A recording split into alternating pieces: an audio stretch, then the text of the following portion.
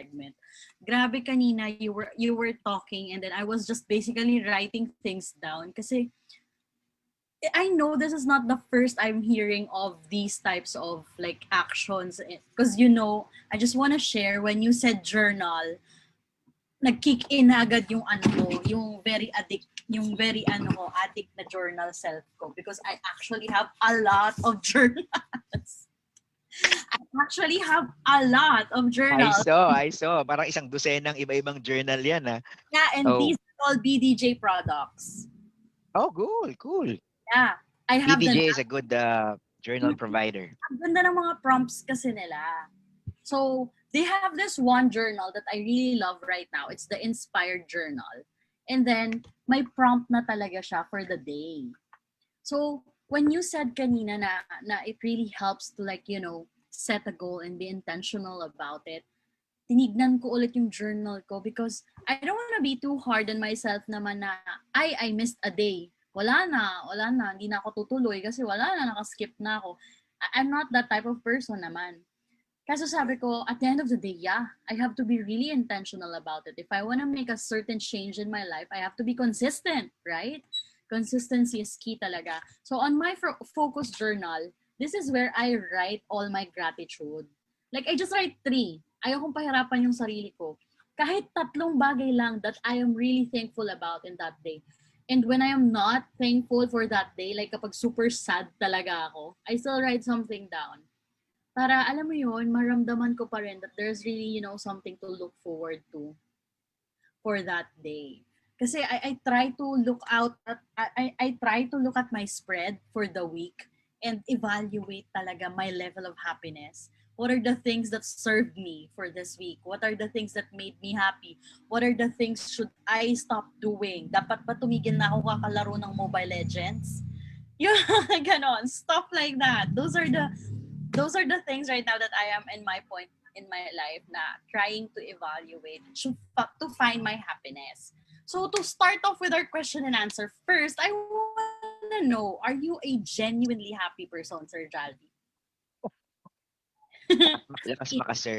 Oh, first off, Kate, I congratulate you and I commend you for taking daily action for your happiness. You are really on your way to being happy. And just to parang ano, if you will allow me to give unsolicited advice just a bit. There is actually no day where there is nothing to be grateful for. Kahit isa lang. Because just being able to get up and write in your journal, di ba? For people who, especially who are undergoing disorders, minsan yung talagang 12, 16 hours natutulog, so mahirap, ang bigat ng katawan, you just feel sad, you don't want to face the world, di ba? And even if, let's say at 3 p.m. you decide to get up, para at least do something, that's something to be grateful for. Just getting up is something to be grateful for. So, yan. So, para sa lahat ng mga people who are na may pinagdadaanan or who have mental disorders, even just getting up and starting your day, something to be grateful for. Now, to answer the question, am I a genuinely happy person? The answer is, I am no happier than the average Joe. It's just that I choose to be happy. I I do not live a charmed life. I think I'm living an average life, but it's really how you look at it because I believe happiness is a choice. Yes. So I'm not gonna say I'm happy, diba? Because their happiness is not an on and off. It's actually a spectrum, and no one is happy 100% of the time. Ang tawag doon, addict o baliw. Diba? If 100% of the time you're happy, so I choose to be happy. I hope that answers your question. Yeah, actually that makes sense. That actually makes sense. So, inisip ko tuloy yung sarili ko, all those years of therapy. Actually, I have shared here in the community naman na that I was diagnosed with PDD nga. I was sharing it in the comment section as well earlier. Na because of this disorder, initially my therapist said that I was a highly functioning depressive. And hindi ko alam na kaya pala ganun yung lifestyle ko before. Na I just want to get things done. Puro work lang ako. Kasi I feel na if I stop moving or doing something, there's wrong with me. And I don't want to feel that. Tapos up until fast forward to because of the pandemic, total shift naman ako. I wouldn't go out of bed. I would just, sleep the entire day. And then I realized I'm not happy anymore. It was really, really hard during the pandemic because you can't go out eh. So you have this very little window of opportunity to find happiness in everything. Kasi wala, nasa bahay ka lang, hindi ka na-entertain with stuff and all that. So it's really hard for me to find happiness. So, until ito na, QCafe happened and then a lot of things started coming in. So parang I got up again. And sabi mo nga kanina, even the little things, I am really happy to share na one entry in my gratitude journal is that I took a bath. So I was thankful for that day because I took a bath. So yeah, so everybody just know that anything you do, if this contributes to your happiness, it's still valid. It will always be valid. So may I know what are you most grateful for? Ikaw, as you talaga. Yung Miss Universe yung mga tanong nyo ah. Um, I'm sa totoo lang, parang every day I find things to be grateful for. And this is not to evade the question, but kasi there are some big things. Like for example, I'm very, very, very grateful for my wife, who is extremely supportive and collaborative and such a kind and gracious daughter, sister, mother. I'm extremely grateful for her. But there are really sometimes na hindi kami nagkikita or nag-away kami, kaya hindi siya yung grateful element ko for that day. So if you look at my gratitude journal, there's really uh, many different themes, even just the food I eat. So if you're asking what's the most recurring, yung pinakamadalas ko isulat sa gratitude journal, it would be my wife and children. Wow. Okay, you said earlier and that we need to set goals. Is happiness actually a goal? Yes. Yes na yes. O, di ba? Because again, if there are actually validated like instruments to measure your happiness. And the simplest one is just a 3-question scale. Okay. So and you can find these if you look up the Greater Good Science Center of the University of California, Berkeley. Um, I think it's called the SHS. So it's just a 3-question scale. So syempre, it is a valid goal to be happier. Diba? It is a valid goal to be happier. Now, I would suggest though that if you're putting like a goal in your productivity or focus journal or gratitude journal, if you're putting a goal there, um, sa totoo lang, lahat naman ng life goals natin make us happy. Why do you want to be better at work? You want to be happy. Why do you want to have better relationships? You want to be happy. Why do you want to be healthier? Because I want to be happy. Why do I want to have meaning to contribute to society? Because I want to be happy. Lahat ng elements of happiness ko are really for happiness. So, medyo redundant na ang mangyayari kapag my goal is to have a 7 out of 9 happiness score by Oh, July. Halimbawa, ganun. okay. I would suggest that you really set one of your life goals as your goal because Mm-mm. happiness will automatically follow. Yes. Wow. Okay. That's a quotable quote. Happiness will automatically follow kapag you set your life goals. Ayan. So for our next question, can reading funny books actually make you happy or corny ka lang talaga? I mean, well, ako for my part, May kasi pinaghugutan yung tanong na yan. Ha? ako kasi, promise, hindi ako marunong mag-joke. I mean, my friends always tell that to me na ano talaga ako, like I'm that sobrang straight up person na I don't know how. I mean, I suck at jokes talaga. So, I find like, happiness whenever I read memes. So, kasi feeling ko, I don't know, it gives me that happiness. Pero pag ako na yung magka-crack ng joke, wala na. I cannot really for the life of me do it. Pero what are your thoughts about it?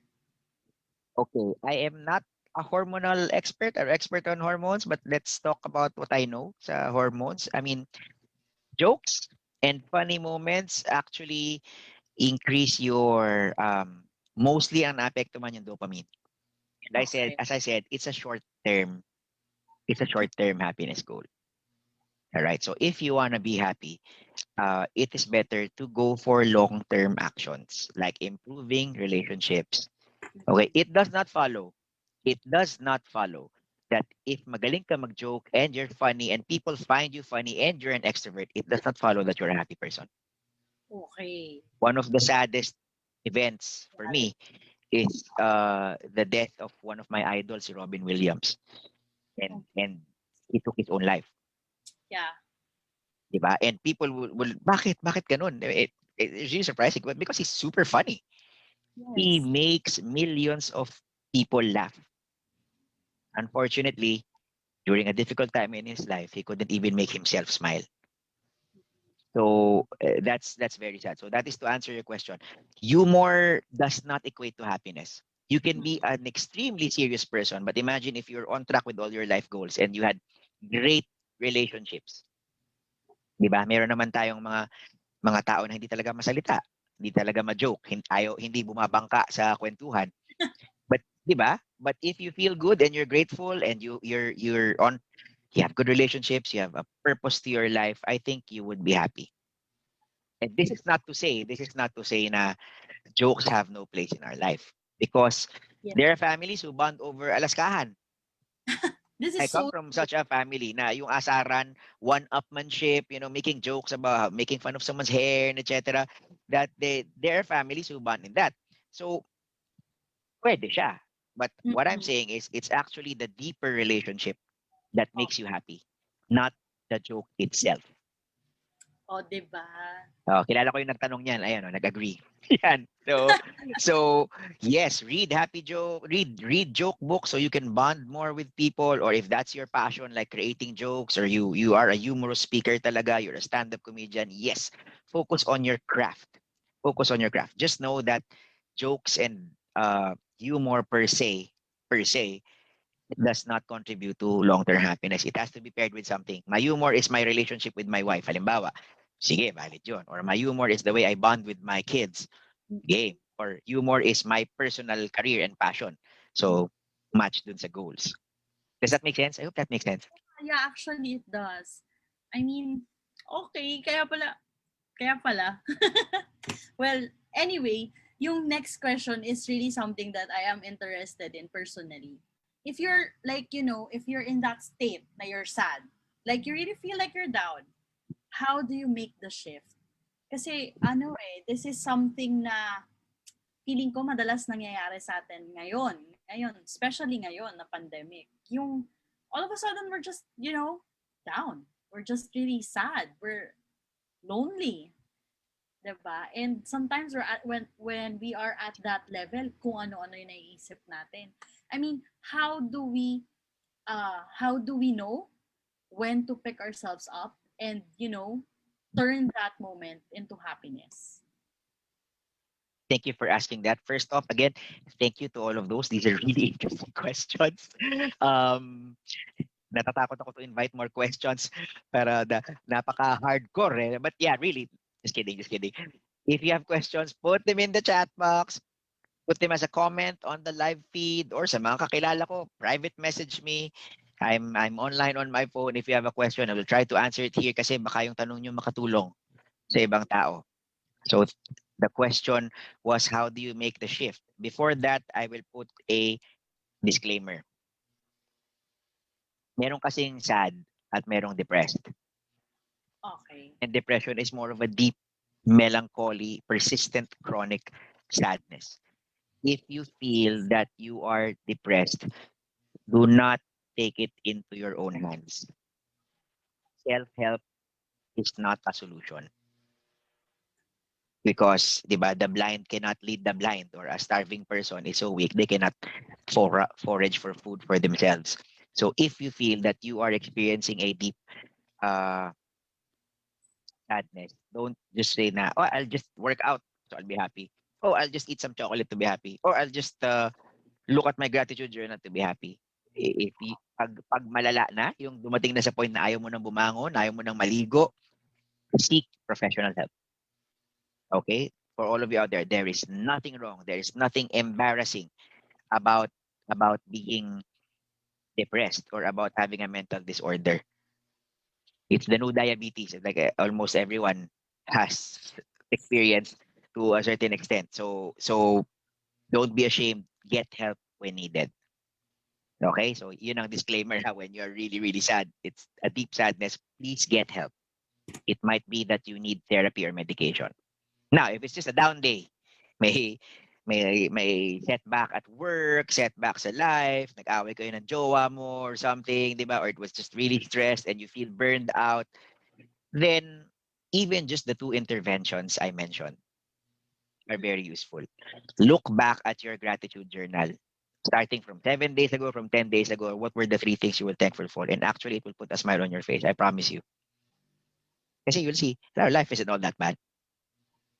Look back at your goals and see that it's hey, I'm on track to reach my weight goal. 'Di ba? Stressed ako sa trabaho or I I am in a sad situation. May yun nga, may nakaaway ako or something. And you will see na, wait, pero on track naman ako sa life goal ko. Yeah. 'Di ba? Kahit na hindi ako makapunta ng beach, may summer body naman ako pagdating ng 'di ba? And wag tayo magbitter ha. Ibig sabihin, it syempre if may disagreement tayo with the people that we love, we want to fix it with them. All I'm saying is there are other sources of happiness because hindi naman laging 100% okay ang relationships natin with other people. So we have a comment here from one of the uh, people from Musin Core, one of the leaders there. In our culture, it's embarrassing to admit that you are experiencing depression. They will judge you as my sayad. Tama. Although I must admit, people are much more open now kasi mas dumadami. We have a lot.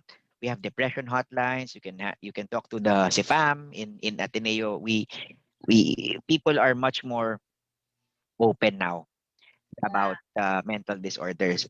Yes, and I think it's an F. And if the people in your life are not open, that's okay. Ibig sabihin, hindi pa sila enlightened enough. 'Di ba? I mean, we're celebrating Happy International Women's Day. So it's International Women's Month. 'Di ba? So Yeah. just remember, 100 years ago, women weren't allowed to vote. Yes. Ibig sabihin, hindi open ang mga tao even if there's a reality that women need their voice to be heard. Mm-mm. So in the same way, man or woman, young or old, if you are experiencing depression and people don't understand you, I know for a fact that there was someone who was depressed and then sinabihan siya ng isang authority figure sa buhay niya, kulang ka lang sa prayer, wala ka lang faith. Oh my gosh. Mahirap yun. Mahirap yun. I mean, it was Something that good intention. It was good intention. And I personally believe in having a deep relationship with a higher being. I happened. personally believe in that. But not to be open to depression as a disorder. Na ay kulang ka lang sa ganito, ganito lang kailangan mong gawin to belittle or invalidate a sickness. That is very dangerous and hurtful. So Yes. even if your family is not open or your closest friends or your spouse are not open to na hindi naniniwala sa depression, kumbaga parang ngayon may mga you hear some people hindi totoo yung coronavirus. It's just a government scam or go 'di ba? A government conspiracy parang what? Really? So after hundreds of thousands of people have died, 'di ba? And some people also say that depression is not real. I'm telling you, it's real. And get help. Get help. Yes. You will take care of yourself.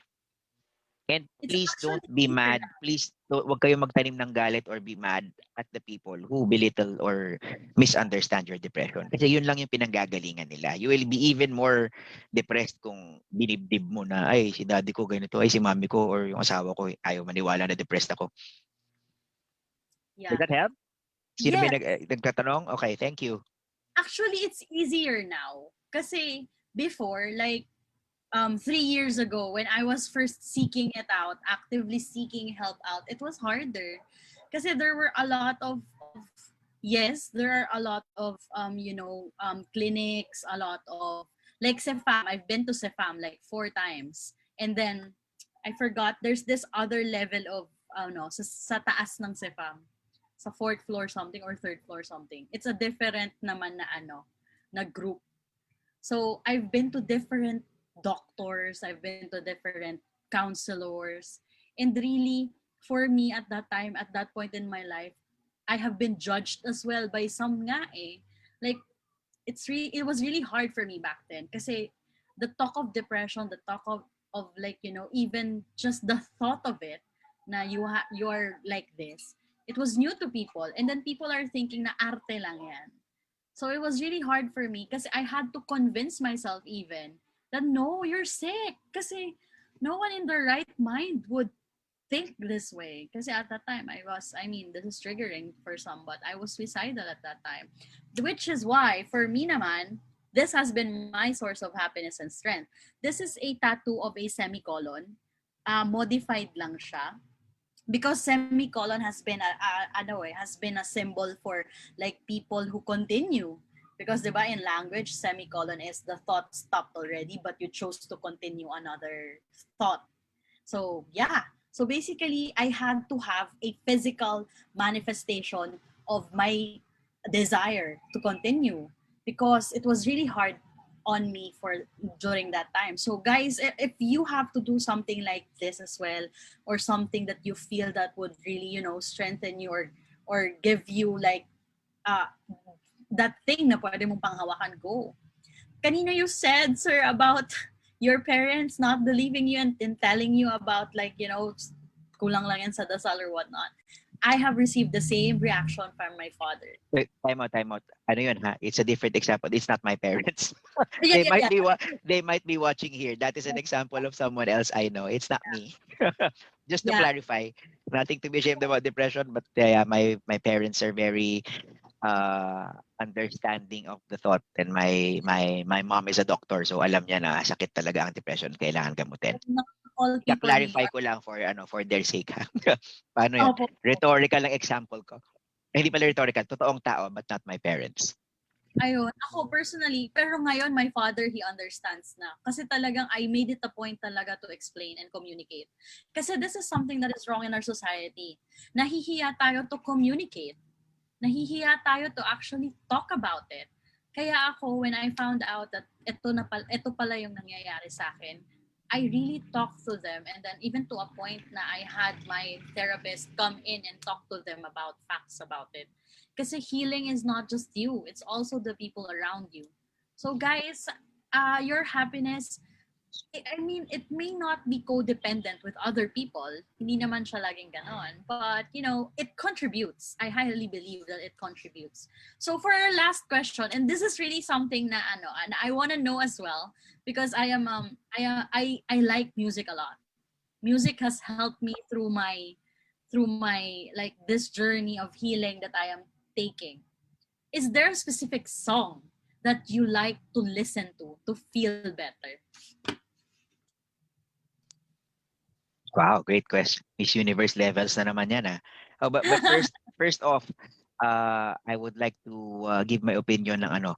When you say happiness does not depend on other people, it's true in the sense that you have a choice. It is true. In the sense that a major component of happiness is relationships and community. In that sense, it is impossible to be happy without other people. Try nyo lang sa isang araw, wala kayong kausap, wala kasi lahat kaaway mo, 'di ba? You just read books, watch Netflix on your own. Isolation is one of the big parang exacerbator, nagpapalala ng depression.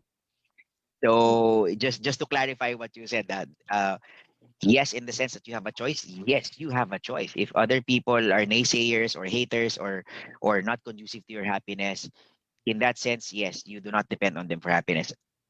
In another sense, meaning relationships, it is impossible to be happy without other people. You can, if you have an attitude na bahala kayo, di nyo ako naintindihan, ayoko na lahat sa inyo, and you cut yourself off from your relationships, you will never be happy. I promise you. Yeah. Okay? Now, back now to the song, to the music. Actually, Your nakikill go-to time lang ako para masagot yung tanong mo. Hindi, joke lang. From Butch, Happy by Pharrell Williams. This is gonna sound really strange. I am a fan of anime, and perhaps for the memories that it evokes, uh, ranging anything from Pokemon to Naruto, OMG. Black Clover, My Hero Academia, because a lot of those are triumph in adversity, doing Yes. your best to reach your dreams, being able to Yes. depend on a close circle of friends to overcome any obstacle. Ang gaganda ng mga and family. Ghost Fighter, yes, yes. Yu Oh Yu my god. Hakusho, 'di I was ba? just about to play this music. So these things make me happy. Yeah. These things make me happy. So watching I have an anime playlist in my laptop. Hindi sa Spotify, talaga I I I I nakikinig ako sa YouTube or sa ano na na mga anime songs. So yung mga theme songs because the songs remind me of this moment.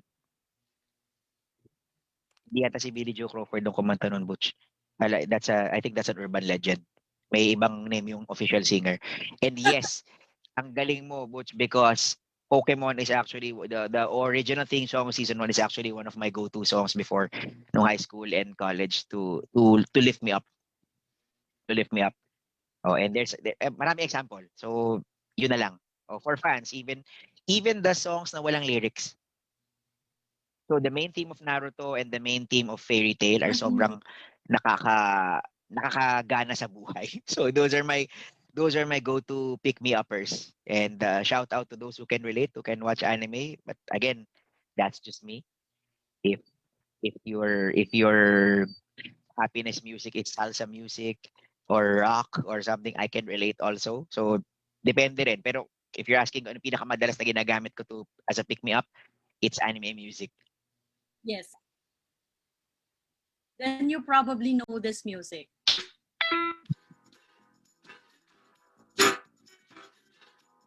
You hear it? Masaya yan.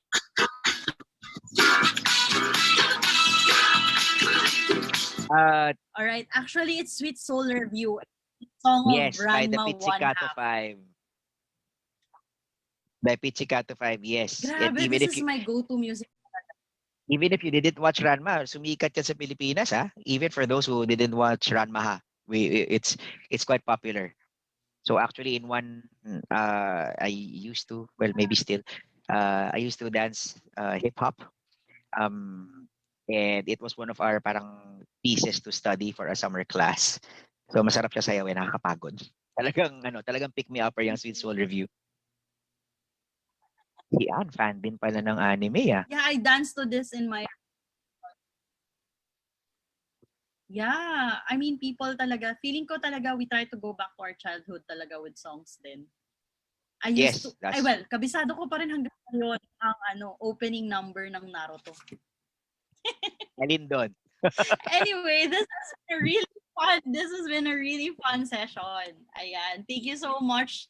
Thank you so much, Sir Hadvi, for sharing with us your stories and then the things that you know about how to really, actively seek happiness. Which is really great.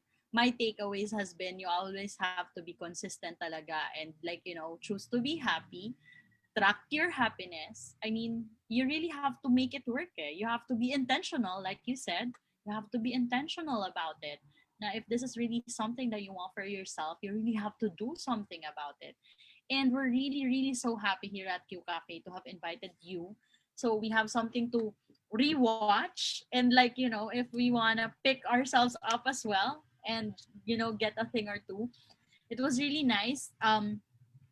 I have been reading comments here of people thanking you. I hope you can read them, the messages that they have here on Zoom. They are thanking you for the session tonight, and we'll definitely share with the people the feedback form for the talk tonight. I have posted it online as well during the live, but I am commenting it right now for the chat so that the people who are with us here in Zoom can answer them. And then for those people naman who are watching via replay on our page, and then doing a watch party as well. So I will be sharing that as well to them so that it could help you as well for your future references. So once again, my name is Kate and I have been your host for tonight's QCafe session. I hope we have earned the privilege of your time. Thank you so much for watching us, and we really hope to connect with you guys more. Don't be shy, and just leave a comment and then join in the conversations that we have here in Q Cafe, because at the end of the day, we like to remind you that this is your tambayan. So don't worry. This is a safe space for us all to learn and pick something up from each other. So once again, thank you so much, Sir Halvi, for coming in and joining us this evening. Maraming maraming salamat po para sa inyong oras. And You're I'll see welcome. you You're again next. welcome. Ako rin, Yeah, pwede ba mag-thank you sa lahat ng yeah, nakinig. Thank you for giving your time. I hope po may napulot kayo. I would really appreciate if you fill up the feedback form. It helps me to serve you better because I yes. believe that we can make the world happier one smile, one person at a time. Yeah, that's so true. Thank you so much, Sir Halvi. As in talaga, I mean, I will definitely be writing this in my gratitude journal tonight. This talk is for the books. Ayan. So thank you so much once again, guys. And I'll see you again next week for your regular Wednesday night online tambayan here at Q Cafe. Bye, guys.